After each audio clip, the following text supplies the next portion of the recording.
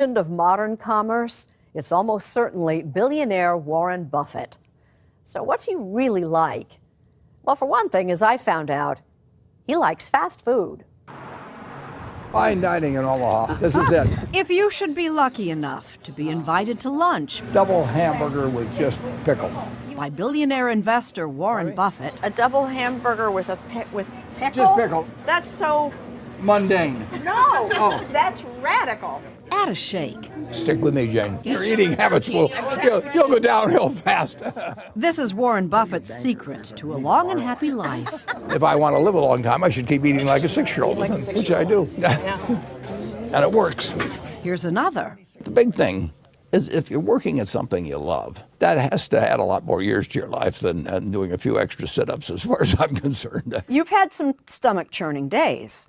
Not very many, no. If the market is falling or something like that, that's opportunity for us. So the stock market has never caused my stomach to churn. The stock market has been Warren Buffett's playground. Chairman, President, and CEO of Berkshire Hathaway, so vast we can only show you some of its holdings. In 1970, Berkshire Hathaway began trading at $40 a share. What is the price today? Well, probably around 270,000, someplace in that. Per share. Yeah, right. Warren Buffett's current net worth, $83 billion. Considered by many to be the greatest investor of all time, he says it's not rocket science. I tell the students, if you've got 150 IQ and you're in my business, go sell 20 or 30 points to somebody else because you really don't need it. You need emotional stability. You need to be able to detach yourself from fear or greed when that prevails in the market. You've got to be able to come to your own opinions and ignore other people. But you don't need a lot of brains. It's more like baseball. I get to stand there with a bat on my shoulder and I wait for a fat pitch. If the pitcher's throwing them high and outside, I just keep waiting and waiting and waiting. But in the meantime, you've got a stadium full of people watching. Yeah, and sometimes they say, swing, you bum. And if you swing and you miss, it's a headline. I'll have a few headlines too, maybe more than a few. But in the end, I know the pitch I like. I want that one right down the middle, you know, kind of slow. Buffett built his fortune one nickel at a time, beginning at age 7. My grandfather had a grocery store and he would sell me 6 Cokes for a quarter and I would sell them around the neighborhood at a nickel each. And you'd make how much profit on that? It was a 20% profit. And there were paper routes. Nobody gets rich peddling papers, do they? Well, I delivered about 500,000 papers and I made about a penny each, so it was about $5,000 I made. Although I had a pinball machine business and I had a car polishing business and I had a stamp approval business and I had a lot of different things. Did you have a long-term plan at this point? I was just having fun doing these businesses and buying stocks with the money that I earned from it, and I just read hundreds of books. And one in particular, The Intelligent Investor by Ben Graham. That book changed my life. Because? I finally found a philosophy that made sense. Can you sum it up in terms that I would understand? It really says that a stock is a piece of a business. If you buy a piece of a good business and somebody's running it for you and they're honest and able, and you pay a reasonable price, you're going to make a lot of money. For instance, Berkshire Hathaway has a lot of money, $20 billion, in Apple. Do you have a smartphone? I do not have a smartphone. With you, or you don't own one? I don't own one. I don't need to know things instantaneously. I'm not making buy and sell decisions based on instant news. I'm making them sometimes after I've looked at a company for years and years. When we bought Apple a year ago or thereabouts, it had been something I'd looked at a long time. But think of all the money you would have made if you hadn't looked at it quite so long. That's true. Yeah, people remind me of that occasionally. And you say? I say that I make a lot of mistakes. An optimist, even in turbulent times, the Oracle of Omaha says never sell America short. The country has 75 million homes owned by homeowners. It has 260 million vehicles. It has great interstate highway. It has great universities. It has a superb, medical center where we are here today. He's talking about Omaha's stunning new $323 million state-of-the-art cancer hospital and research center. It's the only building anywhere that bears the Buffett name, but not Warren Buffett's. It's called the Fred and Pamela Buffett Cancer Center. Pamela Buffett was lead donor. I'm just the luckiest girl in the world to be able to do all what we do. 60 years ago, Warren Buffett and his wife, Susie, hired a 12-year-old babysitter, Pamela Bartling.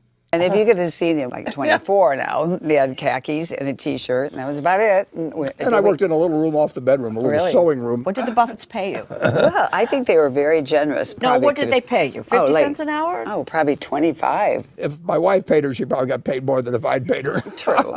A few years later, Warren saw a merger opportunity and called his cousin Fred. Have I got a girl for you? And they took it from there. And Fred was a savvy investor, too. He made a small investment in this partnership I ran back in the 1960s. Berkshire came out of that. Fred held on to the stock. Well, that's an understatement. Constant. Note, $10,000 invested in Buffett's original partnership in the 1960s would be worth $900 million today. Fred and Pamela Buffett built a fortune of their own until misfortune struck. 20 years ago, Fred Buffett died of kidney cancer. I see his name up there, representing somebody who loved Omaha, who cared about so many other people. Warren's wife, Susie, a social activist, was Pamela's inspiration. Susie Buffett had a profound impact on my life. She believed in mankind. You're saying she opened your eyes and opened your heart. I think she opened my heart first, and then she opened my eyes. After Susie Buffett died in 2004, Warren decided to give away his entire fortune. Susie made a humanitarian out of you. Well, she changed me in a lot of ways. He's already pledged $31 billion to the Bill and Melinda Gates Foundation. Still a genius at making money. Spending it is another thing.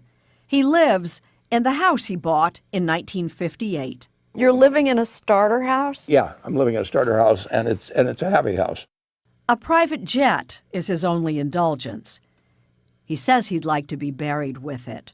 But the rest of my life could be lived by somebody that earns $100,000 a year. Which happens to be his salary for running Berkshire Hathaway. You get a salary of what? $100,000 a year. That's what you're paid? Yeah. The board of directors thinks that you're worth $100,000 a year? Well, I don't ask them, actually. Money has no utility to me. That's why I'm giving it away, because it does have utility to other people. I mean, this country is fabulous. I've had this huge tailwind through my life because I've had American business behind my back, and this country works. It's worked magnificently. Overall, the country, our output per capita goes up and up and up. Now, how it gets divided in the last 30 years, I'm not happy with. The Forbes 400 in 1982 had 92 or 3 billion. Now they have 2.4 trillion. So they've got 25 times what they had. The 400 really rich people. The trickle down has not worked very well. And it's gushed upward, basically, instead. To the extent that people think our tax rates make us non-competitive in the world, I think they're wrong. What about the argument that you cut corporate taxes, you make it easier to do business, you will grow the economy? American business has done sensationally in recent years. They're awash generally in cash. Debt is cheap. Conditions are terrific for American business, and the country's going to do fine over time. The goal should be to make sure that every one of our 325 million people do reasonably well. In American history, few have done as well as Warren Buffett, who made the decision to get rich at the age of 21.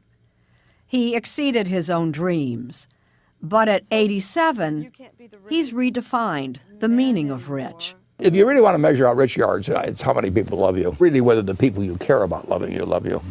See, a great teacher, because that is so true. And that is what I learned as a young person from being around them. Teacher. He'd like that inscribed on his gravestone.